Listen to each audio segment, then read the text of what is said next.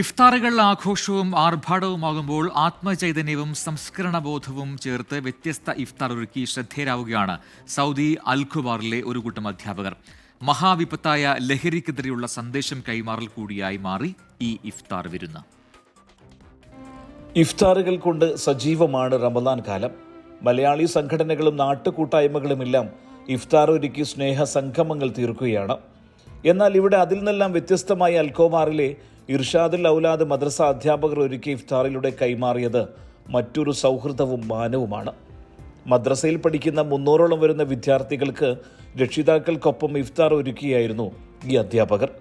വ്യത്യസ്ത രുചികളിൽ തീർത്ത വിഭവങ്ങൾ നിരത്തിയുള്ളതായിരുന്നു ഈ ഇഫ്താർ.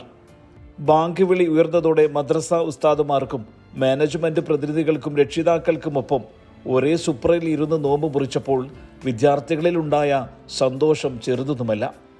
ഇവിടെ പുലർന്നത് മറ്റൊരു സ്നേഹവും സന്തോഷവും കരുതലുമെല്ലാം. വിദ്യാർത്ഥികളെല്ലാം ഏറെ സന്തോഷത്തിലായിരുന്നു. അതിലേറെ സന്തോഷത്തിൽ അധ്യാപകരും. മനുഷ്യരെ കാർന്നു തിന്നുകൊണ്ടിരിക്കുന്ന മഹാവിപത്തായ ലഹരിക്കെതിരെയുള്ള ബോധവൽക്കരണവും പ്രതിജ്ഞയും സംഘടിപ്പിച്ചു.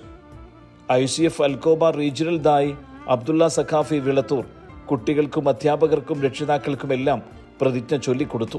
ഒരുപക്ഷെ ഈ സന്ദേശമായിരിക്കും ലഹരി വിരുദ്ധ ചിന്താഗതി വിദ്യാർത്ഥികളുടെ ഇളം മനസ്സുകളിൽ സന്നിവേശിപ്പിക്കാൻ കഴിഞ്ഞ എന്നതായിരിക്കും ഈ പദ്ധതിയുടെ ഏറ്റവും വലിയ സന്ദേശം.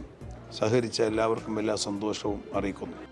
പാഠപുസ്തകങ്ങൾക്കപ്പുറത്ത് സാമൂഹ്യ ബോധത്തിൻ്റെയും മാനവിക സംസ്കാരത്തിൻ്റെയും പ്രത്യേക പാഠങ്ങൾ കൂടി ഈ വിദ്യാർത്ഥികൾക്ക് പകർന്നു നൽകുന്നത് കൂടിയായി മാറി ഈ ഇഫ്താർ സംഗമം.